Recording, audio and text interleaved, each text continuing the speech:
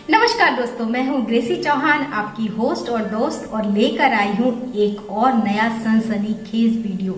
ये वीडियो मेरा एक मूवी से रिलेटेड है। वो मूवी कौन सी है, किस लिए फेमस है, उसके बारे में क्या बातें फेमस है, क्यों उस मूवी को देखना चाहिए, ये सब जरूर जानेंगे। लेकिन उससे पहले मेरे चैनल को सब्सक्राइब कर ले और बेल आइकन को प्रेस कर दे, जिससे आगे आने वाली वीडियोस की नोटिफिकेशन आपको टाइमली मिलती रहेगी। तो चलिए देर नहीं करते हैं, वीडियो को शुरू करते हैं।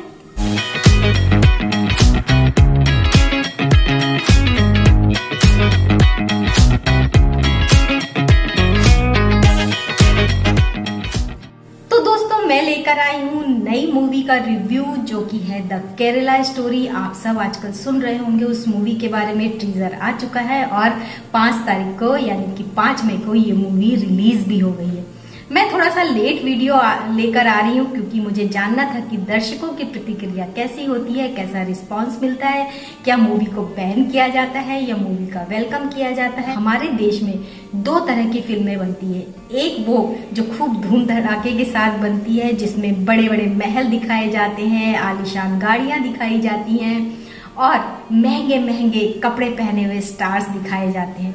यानी कि हमें एक काल्पनिक दुनिया में भ्रमण कराया जाता है, एक सपनों की दुनिया में हमें रहना सिखाया जाता है, उस दुनिया की कल्पना करना सिखाया जाता है और उसको देखकर हम खुश होते हैं, क्योंकि वो रियलिटी में वो दुनिया कहीं नहीं है। हम थिएटर में जाते हैं, उसे देखते हैं, तालियां बजाते हैं, खुश होते हैं, खुद को उस जगह फील करते हैं और थोड़ी सी खुशी महसूस करके अपने घर वापस आ जाते हैं। 1-2 दिन उस फिल्म के बारे में चर्चा होती है, सॉन्ग्स देखते हैं और उसके बाद उस फिल्म को हम भूल जाते हैं। ऐसी फिल्मों का प्रमोशन भी बहुत शानदार होता है, क्योंकि प्रमोशन नहीं होगा तो हम देखने नहीं जाएंगे, तो उस फिल्म की लागत कैसे निकलेगी। लेकिन दूसरी तरह का सिनेमा होता है, जिसे पहले हम कहते थे आर्ट मूवी।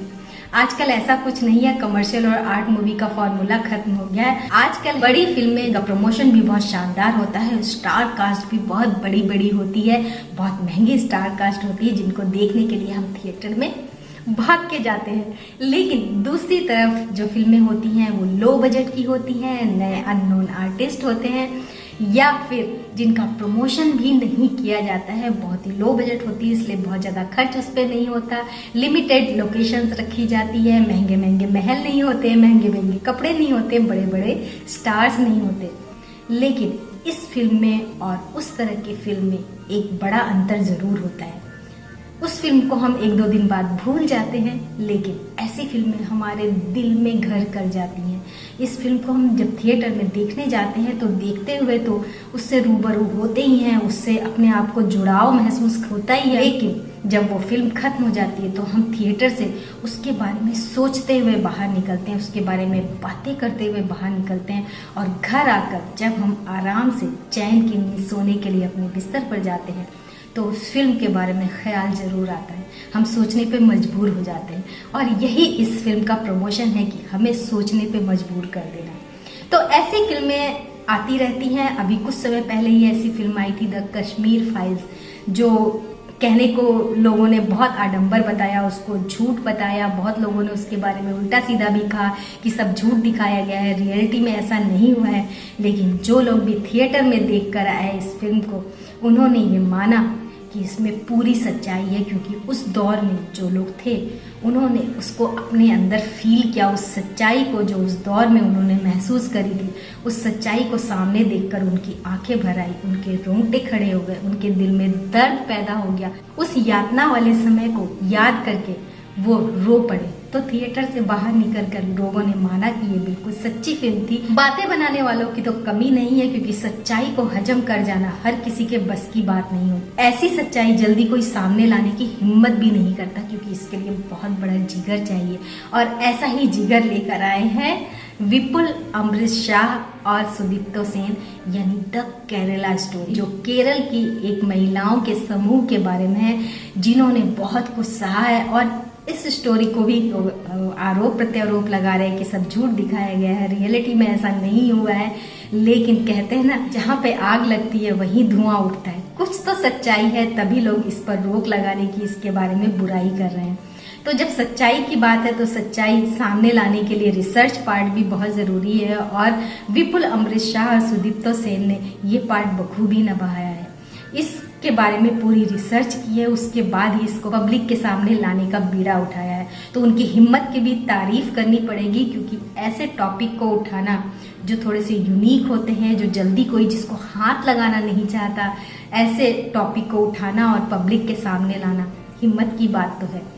तो बात करते हैं द केरला स्टोरी, जो कि एक रियल मुस्लिम महिला फातिमा बा की आप बीती कहानी है, जिन्होंने बताया कि वो रियल में नर्स बनना चाहती, लोगों की सेवा करना चाहती थी, लेकिन उन्हें उनके घर से अगवा कर लिया गया और किस तरह उन्हें एक विशेष समुदाय के कट्टरपंथी लोगों द्वारा ISIS आतंकवादी में तब्दील कर दिया गया और बाद में उन्हें अफगानिस्तान की जेल में डाल दिया गया।